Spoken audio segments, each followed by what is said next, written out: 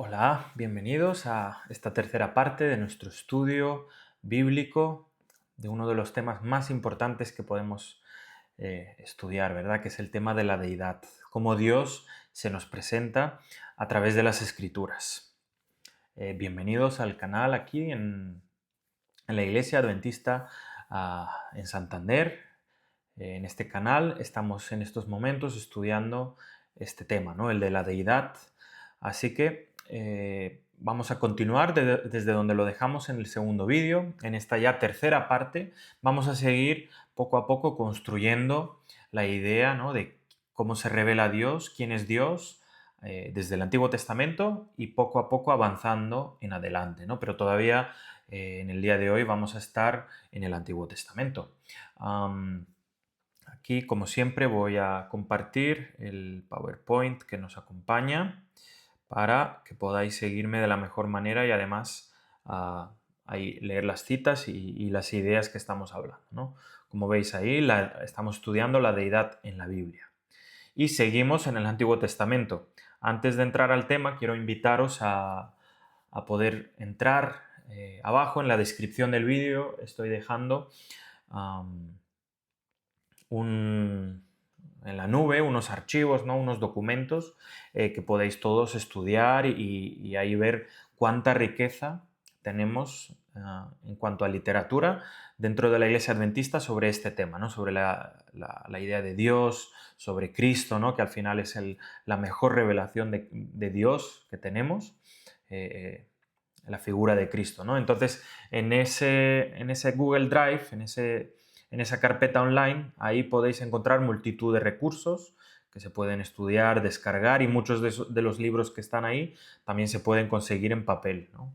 Así que os invito de nuevo a no tomar la palabra de nadie, ni siquiera la mía, como que es verdad, sino a analizarlo todo a través de las escrituras, que es el único lugar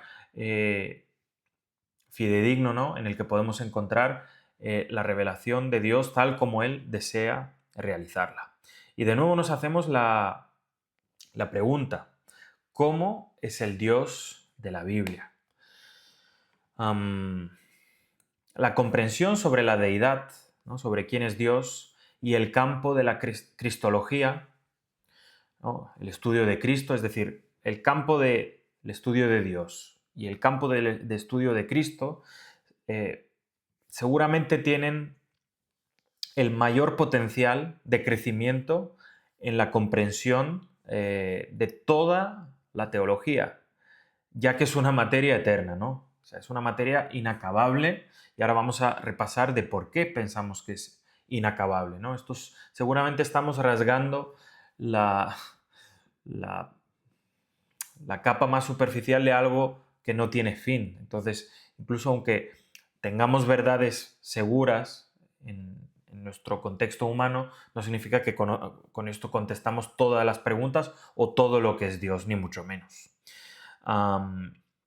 Bien, repasando del segundo vídeo, ahí pudimos ver, ¿no? Y concluir de que, en primer lugar, cuando hablamos de Dios, nos referimos a alguien eterno, ¿eh?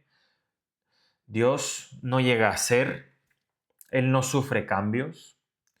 eh, es un punto es un punto clave, porque Dios no se va formando, ¿no? Dios es completo y permanente y eterno, ¿no? La idea que quizás en algún momento alguien puede tener de, pero Dios primero era una parte y luego se fue ampliando y se originó otro Dios o otro ser divino, literalmente choca con la idea base súper clara de la Biblia, que Dios es eterno y, y por lo tanto Dios, como decimos, no llega a ser.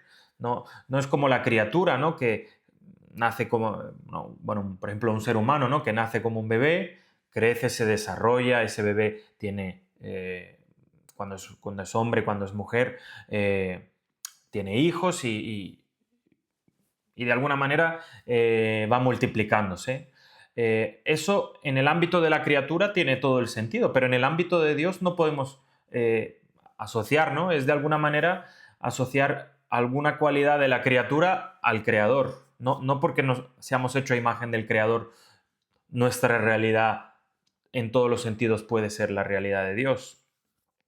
Porque pues Dios no se amplía, Dios no crece, Dios es eterno, permanente, ¿no? Y tampoco no creemos que nadie llegue a ser Dios. Por lo tanto, una de las características de esa eternidad es la plenitud. Otro punto es que Dios siempre está presente, ¿no? O sea, Dios es un Dios personal que por amor, ¿no? Disfruta y le encanta estar con sus criaturas. Entonces, ese Dios siempre se hace presente allá con las criaturas. Ahí está la situación compleja, ¿no? Que sufrimos en el pecado, que Dios no puede estar plenamente con nosotros como Él le gustaría, y por eso lo hace a través de otros medios para que podamos aceptarlo y comprenderlo, ¿no? Y otra de las bases que establecimos en el anterior vídeo, que Dios es un misterio, ¿eh? Todo lo que hablamos sobre Dios es lo que se nos revela. A eso llama la Biblia misterio. Aquello que es desconocido para el hombre, pero Dios ha dado cierta revelación. No significa que misterio es algo que en ningún misterio desde el punto de vista de la Biblia. Es algo que es totalmente desconocido, sino algo que solamente se puede entender lo que se ha revelado, ¿no? Y en el campo del estudio de la Biblia, pues Dios ha revelado sobre todo su intención y su carácter, no tanto su naturaleza, aunque tenemos ciertas bases también de entender, al menos tener una ligera idea, ¿no? Porque Dios es inacabable, de quién es ese Dios. Y bien, ahora vamos a seguir desarrollando otras ideas clave y básicas ya desde el Antiguo Testamento que siempre se tienen que cumplir, ¿eh? Dios siempre es eterno, Dios siempre está presente y Dios siempre es un misterio para la criatura. Entonces, ¿qué más fundamentos podemos construir que sean acordes a la Biblia y que no añaden ni quitan nada a lo revelado? Bien, pues estamos hablando, en primer lugar, del monoteísmo, ¿no? Esa idea, ¿no? Decimos que el cristianismo o el judaísmo o incluso el islam son religiones monoteístas, que creen en un solo Dios. Y esa es una idea que se encuentra en toda la Biblia. Vamos a leerlo, ¿no? Moisés recibió y formuló la unicidad de Dios. Ahora, cuando en teología usamos la palabra unicidad, no solo nos referimos a que Dios es uno, sino también de que Dios es único. Eso pues, entraña otra serie de ideas, pero Dios es uno y es único, ¿no? No existe nada fuera de Dios, y así lo leemos en un famoso texto, Deuteronomio 6:4, que dice: Oye Israel, Jehová nuestro Dios, ¿cómo es? Jehová uno es. Y eso ha formado parte de la fe de Israel por más de 3000 años, ¿no? Moisés también afirmó la unicidad de Dios al decir que no hay otro Dios sino Jehová, Yahvé. Claramente la fe del Antiguo Testamento es fuertemente monoteísta, por encima y contra el politeísmo predominante del mundo antiguo, ¿no? La Escritura enseña repetidamente que hay un solo Dios, porque hoy en día quizás en un contexto cristiano no es una idea tan chocante, pero en un momento en la historia en que Israel, el pueblo de Dios, se está formando, sí que choca, porque todos los demás pueblos que había alrededor no eran monoteístas, creían en diferentes dioses, ¿no? Y dioses que convivían unos dioses con otros. Ahora, eso no es la idea que luego recibimos del judaísmo y que los cristianos también tienen, ¿no? Nosotros seguimos siendo monoteístas, creemos que solo existe un Dios. Deuteronomio 6:4 agrega, ¿no? El Señor es nuestro Dios, el Señor uno es, ¿no? Y usa la palabra uno. Eso queda siempre claro. Luego en 2 de Samuel 7:22 atestigua: no hay nadie como tú, Dios, y no hay Dios fuera de ti, ¿no? Además, desde el principio, no solo se defiende que Dios es uno, que además no puede haber otro Dios fuera de Dios, ¿no? Solo Dios es el gran yo soy. que es de la manera que se presenta Moisés en Éxodo 3, ¿no? ¿Quién es Dios? Pues cuando dice, si te preguntan quién soy yo, diles que yo soy. Habla un poco también de esa permanencia, ¿no? De esa eternidad, de yo soy el que siempre está. Por eso es el único Dios verdadero. Él afirma, soy el primero y soy el último. Fuera de mí no hay Dios. ¿Quién es como yo? ¿No? Eso es de Isaías 44. Seguimos. Solo Dios es el creador, declarando en Isaías 42, 24. Es decir, por lo que la primera característica de por qué creemos en Dios es porque es nuestro creador. Entonces, solo Dios es nuestro creador. Ahí leímos en Isaías 44, yo soy el Señor que dice todas las cosas, el único que extendió los cielos, que por mí mismo extienda la tierra. Es decir, ¿quién es Dios? Es el único que ha podido crear el cielo y la tierra y todo lo que hay dentro, evidentemente. Además, Dios declara, yo soy el Señor, ese es mi nombre. Mi gloria no la doy a otro, ni mi alabanza a ídolos. Es decir, nadie puede ser Dios fuera de Dios. No, la capacidad de Dios de recibir adoración, ¿no? Que es el único que puede ser adorado, Él no la da a otro, ¿no? Esa gloria que solo le pertenece a Dios no se puede dar a otro. Fijaros cuán importante es esto cuando construimos la idea de Dios, porque luego va a aparecer Cristo y todas las cosas que Dios exige en el Antiguo Testamento y en el Nuevo, evidentemente, luego las vemos aplicadas a Cristo. Entonces, ahí a veces dice, pero puede haber un choque, ¿no? Incluso fue uno de los grandes rechazos de los judíos, ¿no? Frente a Cristo, ¿no? Que él se hacía como el Dios que conocían del Antiguo Testamento y no hay nadie fuera de Dios, como un hombre, en ese caso, ¿no? Jesús, se hacía a todas esas características y capacidades de ser adorado, de que Dios es creador, luego el Nuevo Testamento las aplica a él. Ahí pues crea una especie de, ¿cómo decirlo? Un choque de ideas, ¿no? Por un lado tienes el Dios y luego todas las cosas que se dicen de Dios aparecen en Cristo. Entonces, pero cuando tengamos esto claro, luego cuando vayamos a Cristo entenderemos por qué no hay problema en aplicar todo lo que se aplica a Dios a Cristo también.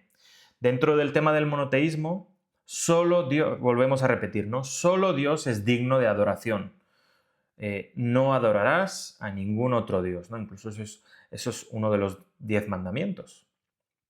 Como él mismo Jesús afirma, escrito está, adorad al Señor vuestro Dios y servidle solo a Él, ¿no? Es una idea que incluso luego, la idea de que solo hay un Dios, por eso solo se puede adorar a Él, luego es confirmada en el Nuevo Testamento. Nuevamente, si Dios es uno, como dice Deuteronomio 6:4, y no hay nadie como Dios y ninguno fuera de Dios, no puede haber, por lo tanto, un Dios parcial o cuasi una divinidad parcial, ¿no? O es Dios al completo, eterno, creador, ¿no? Que tiene la capacidad de dar vida, porque es eterno. No, o sea, la Biblia no permite otra categoría de divinidad, ¿no? No existe la categoría de divinidad no eterna. Yo creo que lo voy a repetir en todos los vídeos. No existe en la Biblia la categoría de divinidad no eterna. Entonces, cuando afrontamos, ahora vamos a ver el problema, y es un problema bonito de solucionar, ¿no? De la pluralidad de Dios, que Dios se manifiesta a veces, parece que en diferentes personas o de diferentes maneras.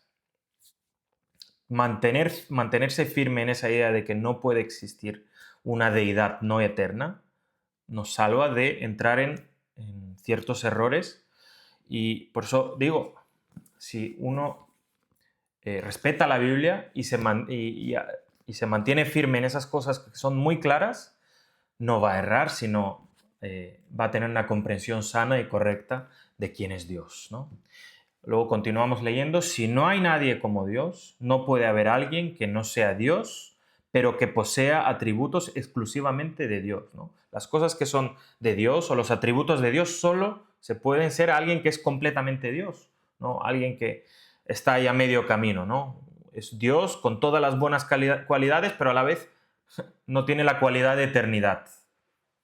Es contradictorio, ¿no? Desde el punto de vista de la Biblia. Nadie más que Dios podría ser el reflejo de la gloria de Dios y la huella exacta del mismo ser de Dios, ¿no? Como declara Hebreos 1.3 de Cristo, ¿no? Ahí ya empezamos a poco construir la idea de ese Mesías divino, ¿no? Y como nos basamos en la idea de que no puede haber semidivinidades o podemos ponerle el nombre que queramos, tenemos que afrontar la idea de que cuando hablamos de Cristo también vamos a llegar a hablar de alguien eterno.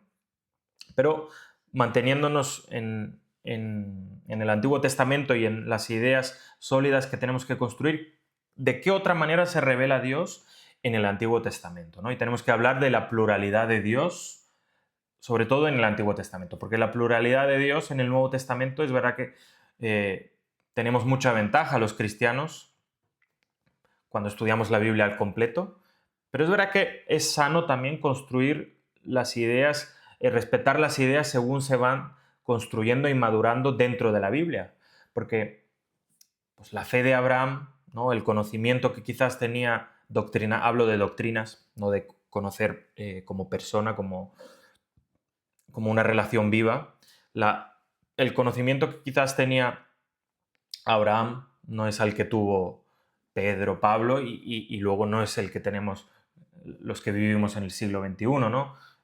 Tenemos la ventaja de que el tiempo avanza, el entendimiento de la revelación crece y por lo tanto cuando hablamos de la pluralidad de Dios, pues tenemos que construirla desde el principio, pero ir avanzando hacia el Nuevo Testamento. Pero vamos a ver que Dios ya en el Antiguo Testamento se revela como un Dios plural. Algunos textos no solo usan el nombre plural Elohim, que Elohim es el plural de él, ¿no? Incluso en el árabe la palabra Dios es Alá, pero incluso antes del árabe, ¿no? En el hebreo, que es una lengua muy antigua, el singular de Dios es él, pero Elohim hay que entender que la palabra Elohim, que se usa muchas veces cuando la traducimos por Dios, es una palabra plural y muchas veces esto ocurre en varios de los nombres de Dios en el Antiguo Testamento, que el nombre es plural, pero el verbo luego es singular. Entonces, hay ahí como un tira y afloja, ¿no? Entre la idea de pluralidad y a la vez la idea de que Dios es uno. Pero no solo el nombre de Dios es plural, sino que también hay textos que se refieren a Dios como un sujeto plural, ¿no? Y el primero que encontramos en el relato de la creación, ¿no? En el que Moisés presenta a Dios, Elohim, diciendo, hagamos al hombre a nuestra imagen y semejanza, ¿no? Ese hagamos. Este era un texto odiado por los rabíes, por los rabinos, en el judaísmo, ¿no? Porque en Génesis 1, recién en el versículo 26, Dios habla de sí mismo con una pluralidad. Hagamos al hombre a nuestra imagen y semejanza. Entonces, ¿cómo explicaban los judíos? Y bueno, todavía, ¿no? Porque todavía hay judíos. ¿Cómo explican los judíos este texto? Claro, ellos eran monoteístas de que Dios es una persona, ¿no? Dios es solo una persona, un individuo, como queramos llamarlo. Entonces, Dios tenía que haber hablado con alguien cuando creaba al hombre. ¿Y con quién hablaba? Pues con su séquito, ¿no? Con su corte celestial. El problema es que dice, hagamos el hombre a nuestra imagen. Y luego en la Biblia dice que a Dios nadie lo ha visto, ¿no? Que Dios no tiene una apariencia física. Esta es otra de las bases del judaísmo, que Dios es uno, pero encima Dios nadie lo ha visto, ¿no? Dios no... quizás tenga una apariencia física, pero nadie la ha visto. Entonces, ¿de quién hereda el hombre la imagen? Pues según esos rabíes, el hombre heredaba la imagen de los ángeles, porque Dios no tiene imagen física visible. Entonces, fijaros que cuando uno tiene miedo o no se compromete con el significado del texto, a veces dice, como pasaba en el judaísmo, dice barbaridades de que realmente la imagen el hombre la toma de los ángeles, no de Dios mismo. Bien, en nuestro contexto no tenemos problema de que Dios también tenga un cuerpo físico, que es de donde tomamos, ¿no?, esa imagen y esa semejanza. Y ese es el primer momento en que se usa hagamos, ¿no? Además, no es la única. Cuando Dios reacciona al pecado de Adán, Moisés escribe en Génesis 3:22, he aquí que el hombre ha llegado a ser como uno de nosotros, conociendo el bien y el mal, ¿no? ¿Y a quién se refiere en ese como uno de nosotros? ¿Se refiere a los ángeles? ¿Se refiere a Satanás? Ese tipo de interpretaciones crearían problemas grandes, ¿no? y descolocarían ahí la imagen de Dios, como que Dios a la hora de hacer justicia o a la hora de crear o a la hora de evaluar algo necesita la ayuda de alguien más, ¿no? Cuando vemos que Dios es el único juez y el único creador. Entonces aquí de nuevo Dios se refiere a sí mismo de una forma plural. He aquí que el hombre ha llegado a ser como uno de nosotros. ¿Sabéis? Hay una interpretación que dice que esto se refiere a un plural majestático. ¿Qué significa eso del plural majestático? Bien, había una costumbre en los reyes persas de referirse a sí mismos en plural, ¿no? Tan grandes eran ellos, o tan grandeza querían transmitir, que obligaban a la gente, ¿no?, a referirse a ellos en plural, ¿no? Y entonces pues la gente se refería al rey persa con una pluralidad, o hablándole en tercera, en segunda persona, en vez de en singular, en plural.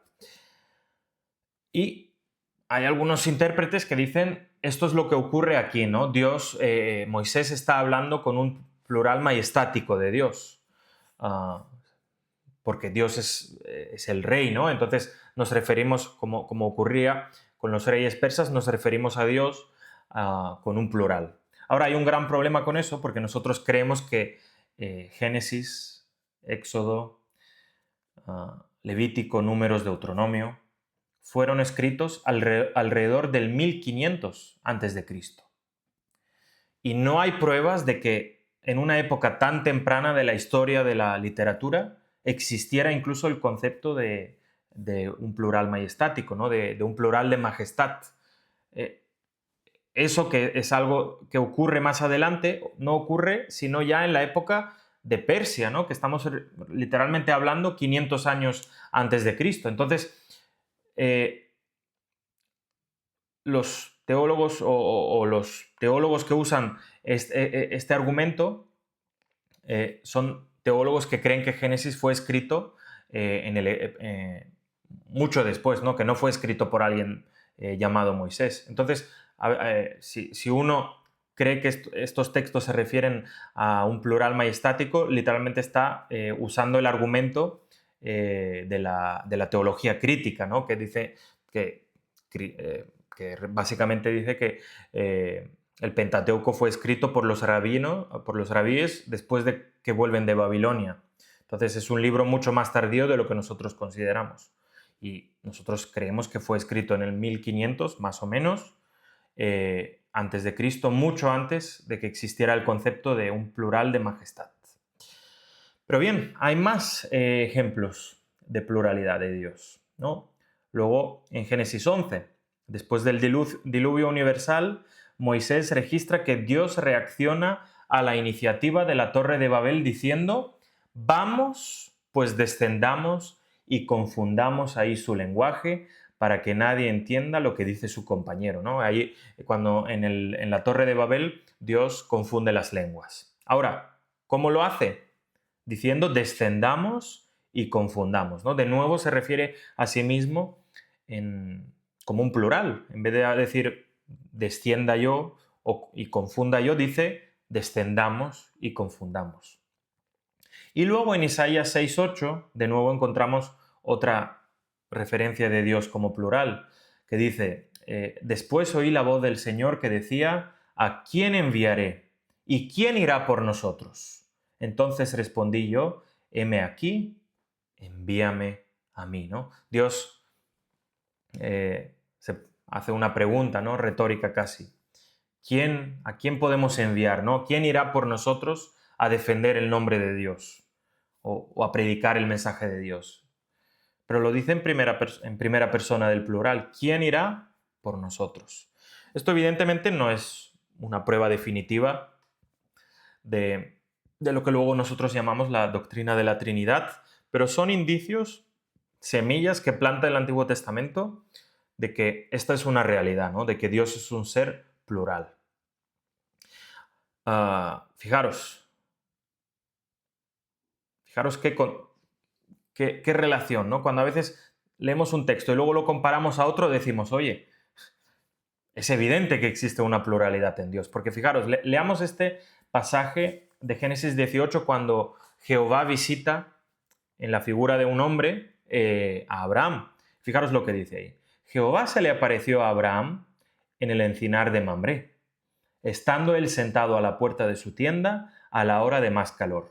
Y alzó los ojos a Abraham y vio a 3 varones, es decir, no vio una figura que él no estuviera familiarizado, vio 3 varones que estaban junto a él.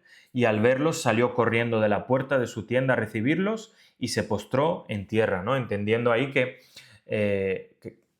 alguien de esos 3 varones era Dios. Ahora no sabemos qué es lo que vio para que tuviera la impresión de que era Dios, pero vio a una serie de varones, a 3, y consideró que estaba ahí Dios con él. Y luego comparemos este texto a Éxodo 33:20, que dice, y añadió, no puedes ver mi rostro porque nadie puede verme y vivir, ¿no? Y tú dices, oye, Abraham contempló los varones, hombre, los habrá mirado a la cara, ¿no? Cuando levantó la mirada, no habrá mirado. Y luego, en un texto un poquito más adelante en la Biblia, en Éxodo 33, dice, a mí nadie me ha visto y vivir. Entonces, ¿por qué por un lado Dios se presenta como aquel que no puede ser visto y por otro lado Dios se presenta físicamente? Bien, ahí entendemos porque dentro de Dios hay pluralidad, ¿no? Y quizás el Génesis 18, la interpretación clásica, ¿no? En el cristianismo, en todas estas, en este contexto de Dios apareciéndose físicamente en el Antiguo Testamento, es la preexistencia del Logos, ¿no? El Logos preencarnado, que se presenta de otras maneras en el Antiguo Testamento, y a la vez Dios, ¿no? Otra persona de Dios, nadie ha visto su rostro. Entonces vemos también que la capacidad de Dios de revelarse de una manera personal, directa, visible, adoptando una forma creada, ¿no? Dios tiene la capacidad de adoptar una forma creada, pero a la vez nadie ha visto a Dios. Entonces, hay una serie ahí de conflictos dentro del texto que obviamente tienen una solución, pero uno tiene que evaluar, ¿no? Para seguir trabajando la idea de la pluralidad, fijaros, Jehová y el ángel del Señor, ¿no? Hay un agente, hay un personaje que aparece en varios momentos del Antiguo Testamento que es llamado el ángel del Señor. Y ángel significa el mensajero, ¿no? Aquel que viene a presentar algo de parte de Dios. Pero fijaros cómo se presenta. En ocasiones el Antiguo Testamento habla de un ángel del Señor en el sentido literal, obvio, de una criatura angélica que actúa como el mensajero de Jehová. Pero a veces, sin embargo, el contexto revela que ese ángel del Señor no es una criatura angélica, sino una persona divina. Qué curioso, ¿no?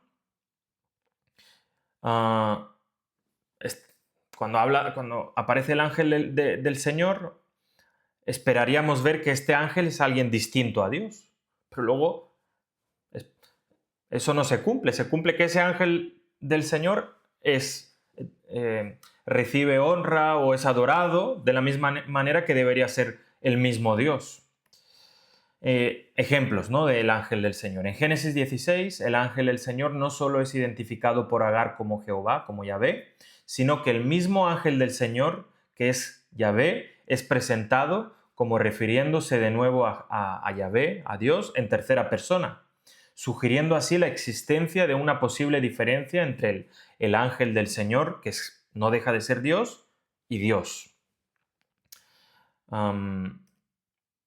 Consideremos también el ángel del Señor que se le aparece a Moisés en el desierto en la zarza ardiente, ¿no?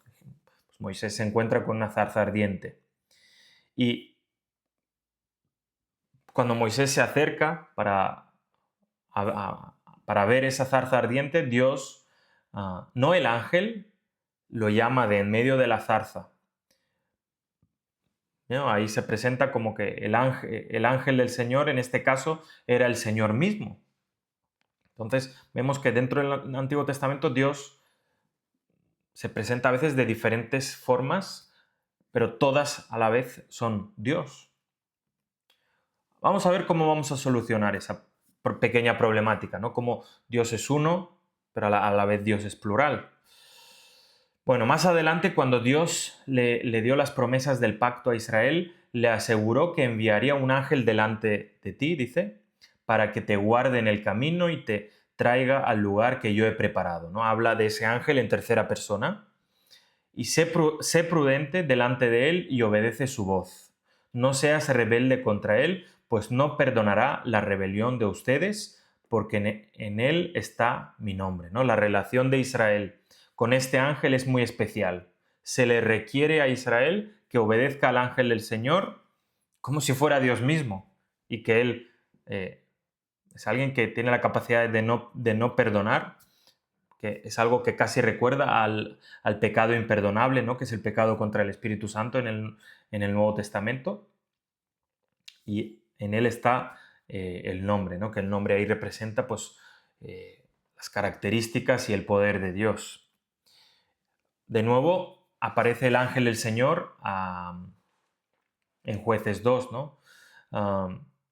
En el que dice que el ángel del Señor es el uno que sacó, o es aquel que sacó a Israel de Egipto y entró en relación de pacto con sus padres, ¿no?, cuando le habla a Israel. Mientras que en otros textos identifican a Jehová como el agente de estos mismos hechos, ¿no? En algunos momentos es el ángel del Señor, aquel que acompañó y sacó a Israel de Egipto, y en otros momentos se habla de que Dios hizo eso. Entonces, ¿quién lo hizo? ¿El ángel de Jehová o Dios? Cuando la identificación del ángel del Señor como Jehová se entiende sobre la base de los conceptos bíblicos de eternidad e inmutabilidad, no hay choque, ¿no?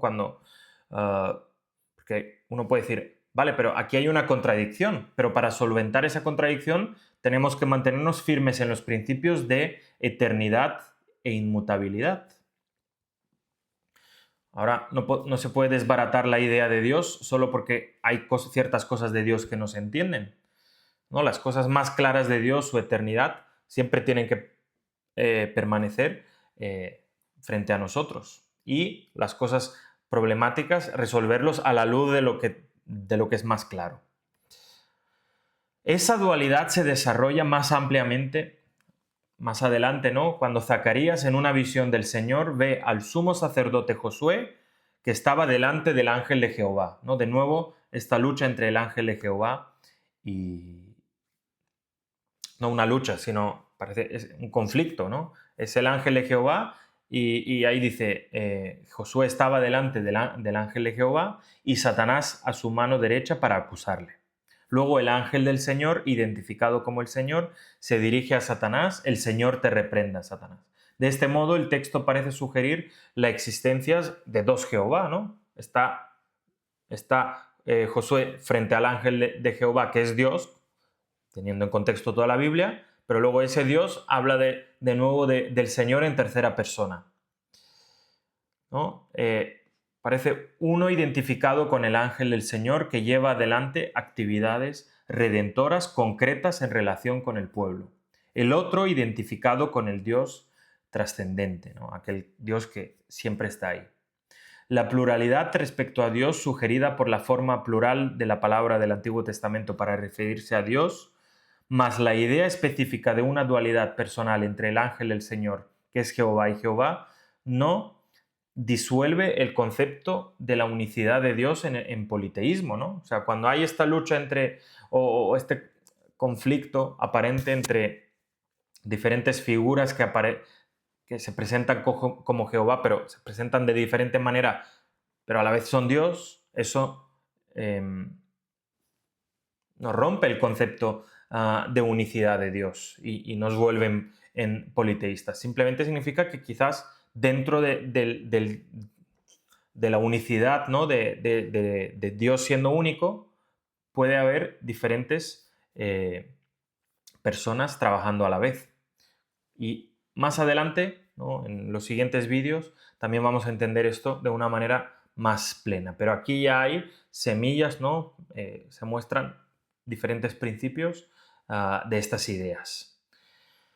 Al contrario, la revelación incipiente de la presencia de pluralidad en la idea bíblica de Dios, ¿no? La idea de la pluralidad en Dios debe entenderse sobre el fundamento de la idea de que Dios es uno.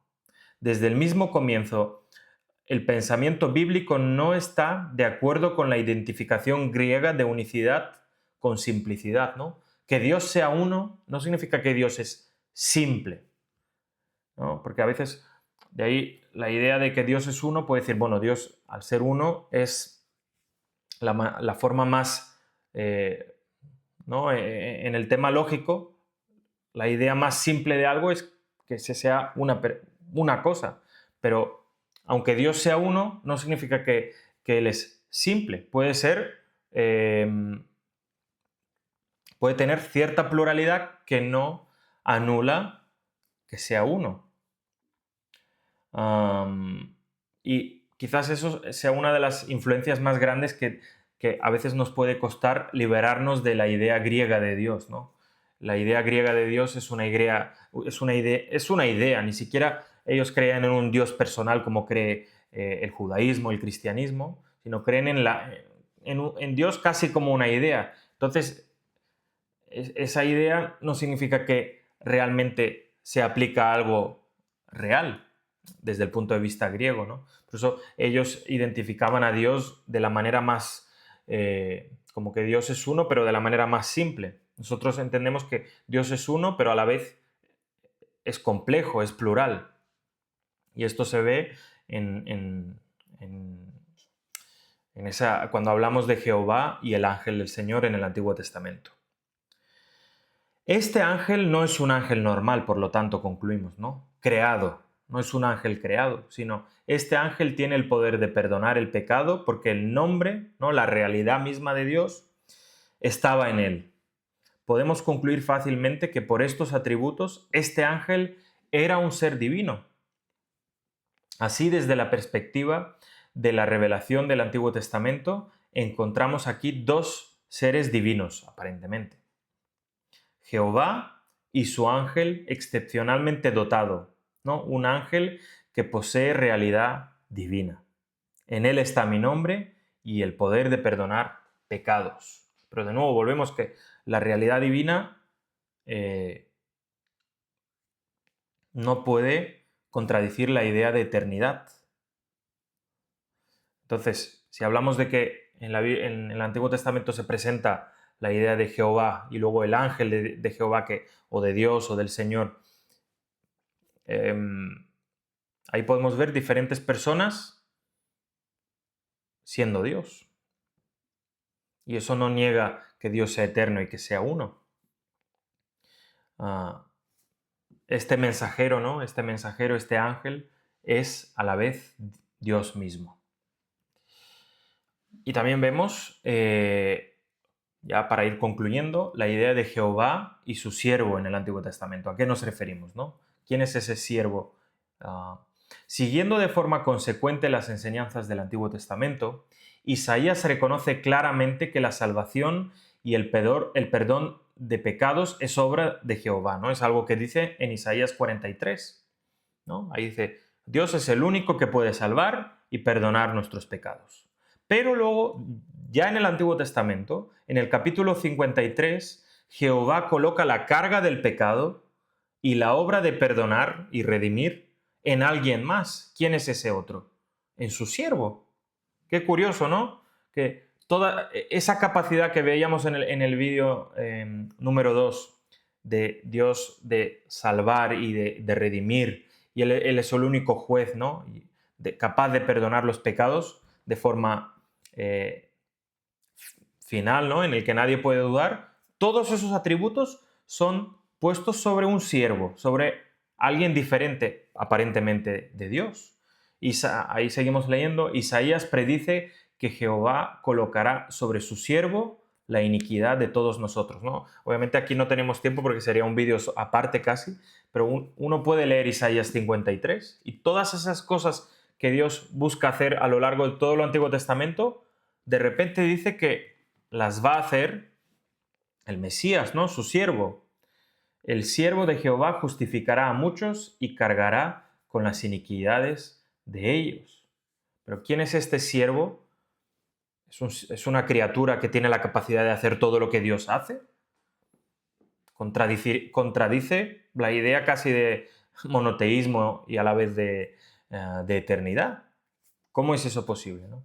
Vamos a ver que ese siervo, que es el Mesías, que es Cristo, es igualmente Dios, ¿no? Igualmente eterno.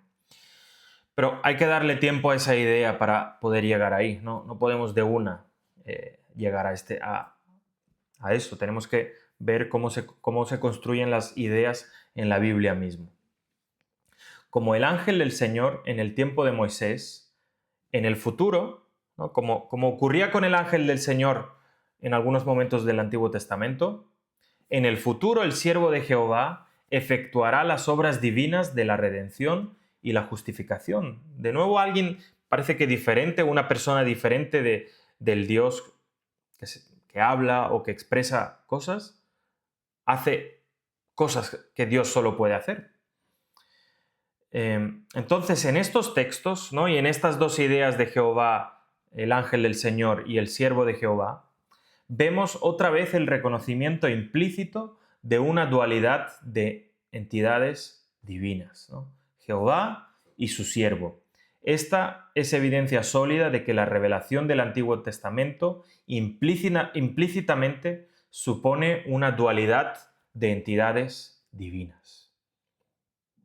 Fijaros, no hace falta ni llegar al Nuevo Testamento, aunque trabajamos con esa ventaja, para ver que hay una dualidad o pluralidad en la figura de Dios. Por lo tanto, ¿no? Hablando de la pluralidad, en el Antiguo Testamento la naturaleza trinitaria de Dios no está revelada expresamente con la especificidad y profundidad que está presente en el registro del Nuevo Testamento, porque por eso vamos a seguir avanzando hasta el Nuevo Testamento y todas esas ideas que se siembran en el Antiguo Testamento germinan y se hacen súper obvias en el Nuevo Testamento.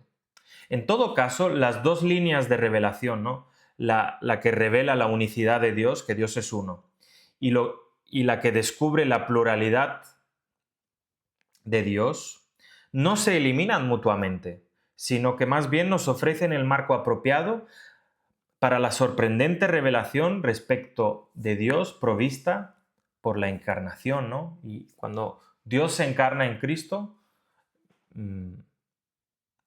ahí vemos cómo podemos entender más ampliamente cómo la idea de la unicidad de Dios y la pluralidad de Dios no se rompen, sino es algo que, aunque a veces a la lógica humana se queda en el misterio, ¿no? en algo que tú dices, pero esto no se puede concebir, ¿no? Porque desde el punto de vista de la criatura, una criatura solo puede ser una cosa a la vez, una persona a la vez. Y ahí qué interesante que Dios tiene la capacidad de ser uno y a la vez plural. Y eso lo vamos a ver más claro cuando lleguemos a la encarnación, ¿no? de Cristo. Pero bueno, para terminar, ¿no? ¿Qué bases hemos asentado en estos primeros vídeos hasta aquí? Que Dios es eterno, que Dios está presente con nosotros, Dios se puede manifestar en nuestro medio, pero Dios también es siempre un misterio que solo puede ser conocido mediante su revelación. Hemos conocido que Dios es plural, pero a la vez Dios es uno, no hay otro fuera de Dios. Y también muy, muy importante que Dios es el único que puede salvar. Bien, vamos a seguir. Hemos dicho bastantes cosas, pero queremos asentar las ideas con firmeza, ¿no? De manera que cuando lleguemos al Nuevo Testamento y entender por qué los cristianos, por qué luego la Iglesia Adventista, respetando la Biblia, se comprometió y entendió que Dios se revela como un Dios plural, a lo que nosotros llamamos la Trinidad, ¿no? En que Dios, pues, siendo uno, se revela en tres personas. ¿Cómo se unen esas tres personas? ¿Cómo funcionan esas tres personas para que sigan siendo un solo Dios? Esto lo vamos a trabajar un poco más adelante, pero la respuesta a todo es el amor, ¿no? Tanto se aman las tres personas que son un solo Dios, ¿no? Pero esto es prácticamente un misterio para nosotros que llegaremos a comprender y a ampliar, no plenamente, pero por la eternidad. Así que nada, hasta aquí lo dejamos en el día de hoy. Os invito a... porque todo lo que digo está mucho más amplio en los recursos en los que yo pongo ahí en el enlace, en la descripción del vídeo, ¿no? Así que si queréis seguir estudiando, ampliando vuestro conocimiento, no fiándoos de nadie, de ningún hombre, sino solo fiándoos de la palabra de Dios, tenéis que estudiar por vosotros mismos y que la Biblia sea el centro de toda la revelación de Dios, ¿no? Ninguna persona nos tiene que o puede decirnos quién es Dios, solo la Biblia misma. Por eso el respeto a la Biblia y a los límites que nos marca la Biblia siempre va a estar presente en este estudio virtual en forma de vídeo que estamos haciendo. Así que gracias por haber estado ahí. Si habéis llegado al final del vídeo, os doy las gracias y seguiremos con muchos más vídeos estudiando el tema de la deidad. Nos vemos en el siguiente. Hasta luego.